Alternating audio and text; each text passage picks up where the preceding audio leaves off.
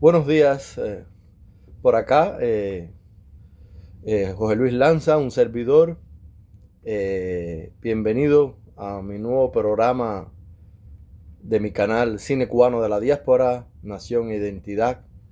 Después de una larga ausencia que estuve alejado del canal, que no realicé ningún programa, cosa que lamento y me disculpo con todos mis suscriptores. Solo pido a los que puedan interesados que continúen siguiendo este canal, a otros nuevos que se suscriban, que le den likes. Y después de este tiempo de maduración, de pensar en nuevas ideas, estrategias para mi canal, hoy estoy de regreso para retomar la idea original y más bien, sí, la idea fundacional de este canal, que es estar dedicado a todo lo que tiene relacionado con la cultura cubana de la diáspora en Estados Unidos. Y es un tema que siempre me ha apasionado porque soy parte de esa diáspora. Llevo ya prácticamente viviendo casi ya 3 años en los Estados Unidos, en Salt Lake City, en Utah. Y, o sea, mi propia experiencia vivencial, por supuesto, es uno de los motivos, ¿no?, que me ha llevado a poder tener esta línea temática en mi canal. Porque es un tema muy amplio, toda la cultura cubana, y entra todo lo que es la producción cinematográfica bastante escasa, la literatura cubana de la diáspora, y, en fin, otras manifestaciones y creaciones artísticas también, donde, o sea, donde quiere que haya una comunidad cubana, que es una comunidad muy dispersa por el mundo, pero la diáspora más grande está acá en Estados Unidos. Y hoy quiero comenzar eh, citando, más bien leyendo un fragmento, no en su totalidad, de un poema de la gran escritora y ensayista desaparecida ya, Lourdes Casal. Este es un poema muy famoso que se titula Para Anna Bedford, está dedicado a una amiga.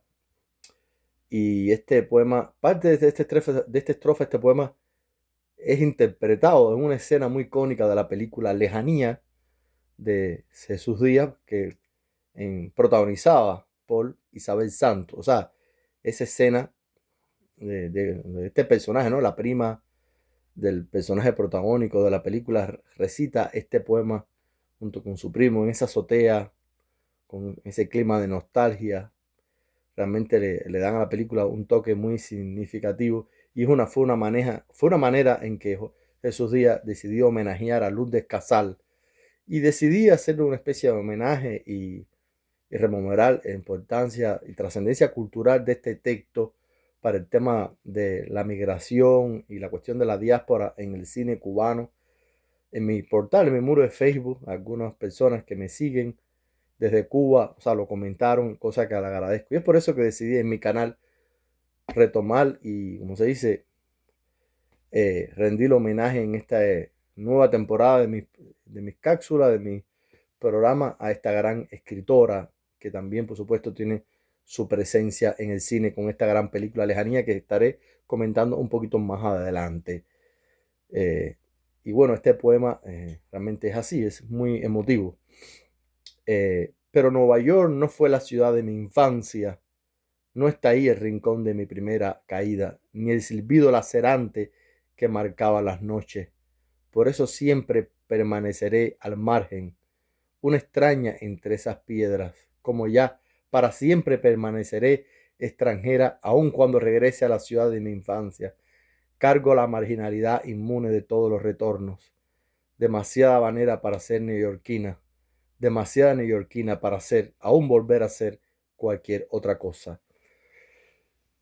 Aprovecho que he compartido este poema realmente muy desgarrador sobre la cuestión esa del drama del exilio, del desarraigo. El mejor, yo creo, poema que se ha escrito para expresar poéticamente ese estado emocional que sienten muchos exiliados, emigrantes. Y esto me lleva a introducir dos aspectos, dos conceptos que necesito volver a aclarar. Y es algo que hice al inicio de apenas llegar yo a este país, en una cápsula que yo había compartido hace mucho tiempo, que todavía está en Facebook, o sea, todavía está en YouTube, disculpen, y es precisamente la distinción entre exilio y diáspora.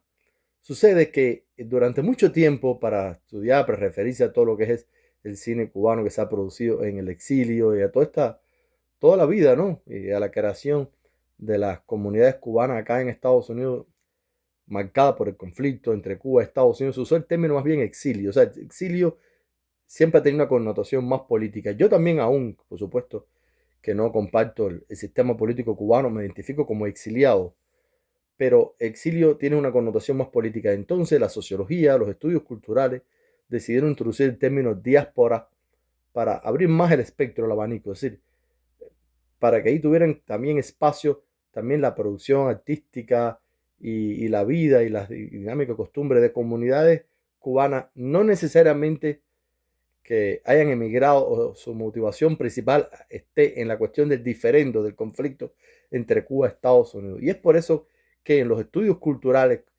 la diáspora cubana en Estados Unidos ha tenido mayor recepción e impacto cultural en Cuba. De hecho, por ejemplo, cuando prácticamente en Cuba las instituciones siempre habían censurado y vetado todo lo que fuera el estudio de la producción cultural de la diáspora cubana en Estados Unidos, la revista La Gaceta de Cuba de la UNIAC en el 2006 hizo todo un dossier que dedicó a ese tema y con un capítulo a la obra de León Hichazo, y eso marcó un punto de inflexión que no se ha vuelto a repetir y lamentablemente es una lástima porque es mezclar la cuestión política y ver toda la cuestión cultural desde un prisma político, y eso limita, y no todo, por supuesto, las producciones culturales del exilio están marcadas por la cuestión de la confrontación. Hay otras perspectivas, otros enfoques, otro tipo de motivaciones artísticas y otras comunidades que tienen otro tipo de relación con la isla, y entonces por eso es necesario que se continúe trabajando en esa perspectiva de la diáspora cubana en Estados Unidos. Pero donde debe, por supuesto, en mi juicio o sea, debe haber espacio para realmente lo mismo para analizar una película como Plantados de Lidio Villaplana, El Súper, Azúcar Amarga o cualquier otra producción que sea diferente en su relación con el tema de Cuba. Y entonces, y eso es muy necesario tener en cuenta para ahora, a la hora de analizar todas estas cuestiones. Entonces, bueno, ya que había mencionado el tema de Lejanía, sí es importante que esta es una gran película.